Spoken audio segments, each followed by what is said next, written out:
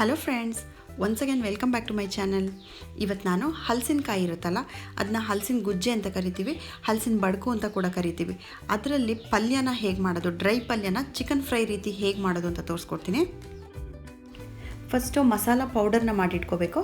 4 ಲವಂಗ ತೊಗೊಂಡಿದ್ದೀನಿ, ದಾಲ್ಚಿನ್ನಿ ಚಕ್ಕೆ ಚಿಕ್ಕದು 3 ಪೀಸು, ಒಂದೇ ಒಂದು ಮರಾಠಿ ಮೊಗ್ಗು, ಪೈನಾಪಲ್ ಹೂನಲ್ಲಿ ಬರೀ 2 ದಳ ಮಾತ್ರ ತೊಗೊಂಡಿದ್ದೀನಿ, ಒಂದು 8ರಿಂದ 10 ಕಾಳುಮೆಣಸು.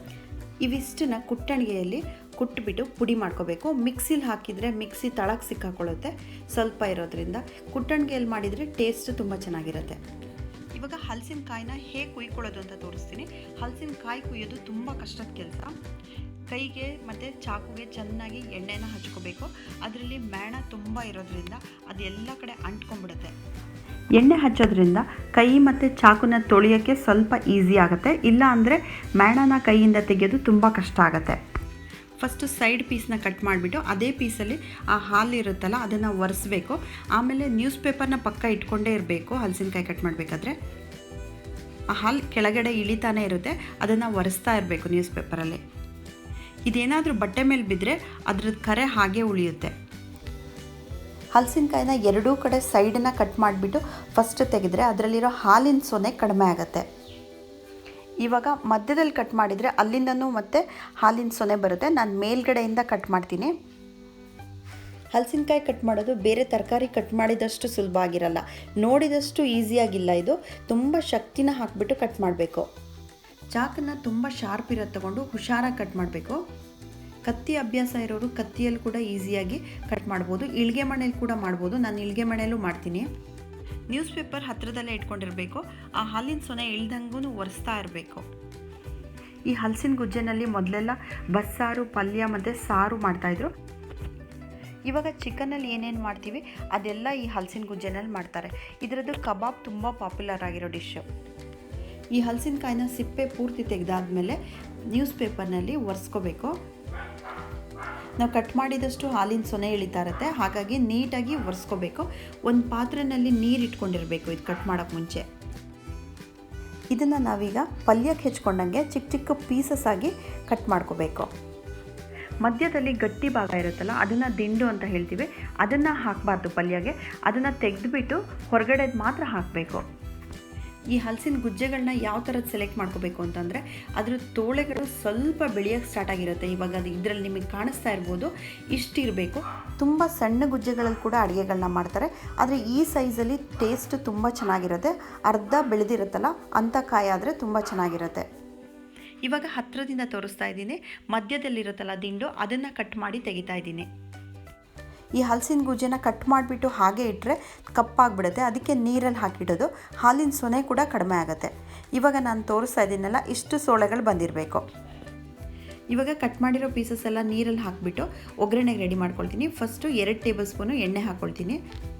ಫ್ರೈ ಆಗಿರೋದ್ರಿಂದ 2 ಟೇಬಲ್ ಸ್ಪೂನ್ ಎಣ್ಣೆ ಬೇಕಾಗುತ್ತೆ. ಎಣ್ಣೆ ಕಾಯ್ದ ಮೇಲೆ ಸಾಸಿವೆ ಹಾಕ್ಕೊಳ್ತೀನಿ. ಸಾಸಿವೆ ಚಿಟಪಟ ಅಂತ ಸಿಡಿದ್ಮೇಲೆ ಕರಿಬೇವಿನ ಸೊಪ್ಪು ಹಾಕ್ಕೊಳ್ತಾ ಇದ್ದೀನಿ. ಇದಾದಮೇಲೆ ಒಂದು ದೊಡ್ಡ ಈರುಳ್ಳಿನ ಚಿಕ್ಕದಾಗಿ ಹೆಚ್ಚಿಟ್ಕೊಂಡಿದ್ದೀನಿ, ಅದನ್ನು ಹಾಕಬೇಕು. ಅದು ಫ್ರೈ ಆಗ್ತಾ ಇರಲಿ. ನಾವು ಈ ಹಲಸಿನಕಾಯಿನ ಅಷ್ಟರೊಳಗೆ ವಾಶ್ ಮಾಡ್ಕೋಬೇಕು. ನೀರೊಳಗೆ ಹಾಕಿಟ್ಕೊಂಡಿದ್ರಿಂದ ಹಲಸಿನಕಾಯಿ ಕಪ್ಪಾಗಿಲ್ಲ, ಹಾಗೆ ಅದರಲ್ಲಿ ಮೇಣ ಇತ್ತಲ್ಲ ಅದು ಕೂಡ ಹೋಗಿದೆ. ಚೆನ್ನಾಗಿ ತೊಳೆದಾದ್ಮೇಲೆ ಬಸಿಯೋ ಪಾತ್ರೆಗೆ ತೆಗೆದಿಟ್ಕೊಳ್ತಿದ್ದೀನಿ.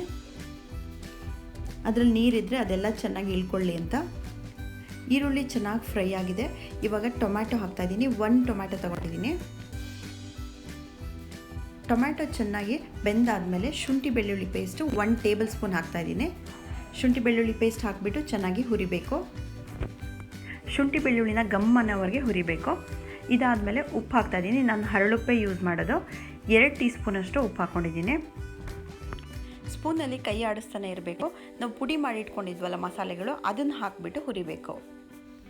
ಈ ಮಸಾಲೆ ಪುಡಿ ಎಣ್ಣೆಗೆ ಹಾಕಿದ ತಕ್ಷಣ ಅದ್ರದ್ದು ಫ್ಲೇವರ್ ಬಿಟ್ಕೊಂಡು ಗಮ್ ಅಂತ ಸ್ಮೆಲ್ ಬರುತ್ತೆ. ಇದಾದಮೇಲೆ ಅರ್ಧ ಟೀ ಸ್ಪೂನ್ ನಾನು ಅರಿಶಿನ ಪುಡಿ ಹಾಕ್ತಾಯಿದ್ದೀನಿ. ಫ್ಲೇವರ್ಗೆ ಅಂತ ಗರಂ ಮಸಾಲೆನ 1/4 ಟೀ ಸ್ಪೂನ್ ಹಾಕ್ತಾಯಿದ್ದೀನಿ. ಇದು ಆಪ್ಷನಲ್ಲು, ನಿಮಗೆ ಬೇಡ ಅಂದರೆ ಬಿಡ್ಬೋದು. ಎಲ್ಲ ಮಸಾಲೆ ಹಾಕಿದ ಮೇಲೆ ತೊಳೆದಿಟ್ಕೊಂಡಿರೋ ಹಲಸಿನಕಾಯಿನ ಇದಕ್ಕೆ ಹಾಕಿಬಿಟ್ಟು ಚೆನ್ನಾಗಿ ಮಿಕ್ಸ್ ಮಾಡಬೇಕು. ಫಸ್ಟು 5 ನಿಮಿಷ ಒಗ್ಗರಣೆನಲ್ಲೇ ಚೆನ್ನಾಗಿ ಹುರಿದ್ಬಿಟ್ಟು ಬೇಯಿಸಬೇಕು. ನಾವು ಒಗ್ಗರಣೆ ಮಾಡಿದ್ದೆಲ್ಲ ಹಲಸಿನಕಾಯಿಗೆ ಚೆನ್ನಾಗಿ ಮಿಕ್ಸ್ ಆಗಿದೆ. ಒಂದು 5 ನಿಮಿಷ ನೀರೇನು ಹಾಕ್ತಾನೆ ಮುಚ್ಚಳ ಮುಚ್ಚಿಬಿಟ್ಟು ಬೇಯಿಸಬೇಕು. 5 ನಿಮಿಷ ಆದಮೇಲೆ ಓಪನ್ ಮಾಡ್ತೀನಿ. ಹಲಸಿನಕಾಯಿ ಅರ್ಧದಷ್ಟು ಬೆಂದಿದೆ. ಇವಾಗ ನಾನು ಇದಕ್ಕೆ 1 ಸ್ಪೂನಷ್ಟು ಅಚ್ಕಾರದ ಪುಡಿ ಹಾಕ್ತೀನಿ. 1 ಸ್ಪೂನು ಧನಿಯಾ ಪುಡಿ ಹಾಕಿಬಿಟ್ಟು ಚೆನ್ನಾಗಿ ಮಿಕ್ಸ್ ಮಾಡಬೇಕು. ಒಂದು ಸಲ ಎಲ್ಲ ಚೆನ್ನಾಗಿ ಮಿಕ್ಸ್ ಆದಮೇಲೆ ಅರ್ಧ ಕಪ್ಪಷ್ಟು ನೀರು ಹಾಕಿಬಿಟ್ಟು ಮತ್ತೆ 5 ನಿಮಿಷ ಬೇಯಕ್ಕೆ ಬಿಡಬೇಕು. ನೀರು ಜಾಸ್ತಿ ಹಾಕಬಾರ್ದು, ಡ್ರೈ ಫ್ರೈ ಆಗಿರೋದ್ರಿಂದ ಕಾಫಿ ಕಪ್ಪಲ್ಲಿ ಒಂದು ಅರ್ಧ ಕಪ್ ಮಾತ್ರ ಹಾಕಬೇಕು. ಹಾಕಿಬಿಟ್ಟು ಮತ್ತೊಂದು ಸಲ ಚೆನ್ನಾಗಿ ಮಿಕ್ಸ್ ಮಾಡಿಬಿಟ್ಟು ಮುಚ್ಚಳ ಮುಚ್ಚಿಬಿಟ್ಟು ಬೇಯಿಸಬೇಕು. ಬೆಂದಾದಮೇಲೆ ಲಾಸ್ಟಲ್ಲಿ 1 ಟೇಬಲ್ ಸ್ಪೂನು ನಿಂಬೆಹಣ್ಣಿನ ರಸ ತೆಗೆದಿಟ್ಕೊಂಡಿದ್ದೀನಿ, ಅದನ್ನು ಹಾಕಿಬಿಟ್ಟು ಆಮೇಲೆ ಕೊತ್ತಂಬರಿ ಸೊಪ್ಪನ್ನು ಉದುರಿಸ್ಬೇಕು. ಎಲ್ಲ ಮಿಕ್ಸ್ ಆದಮೇಲೆ ಸ್ಟವ್ ಆಫ್ ಮಾಡಿದರೆ ಹಲಸಿನಕಾಯಿ ಫ್ರೈ ರೆಡಿ ಆಗುತ್ತೆ.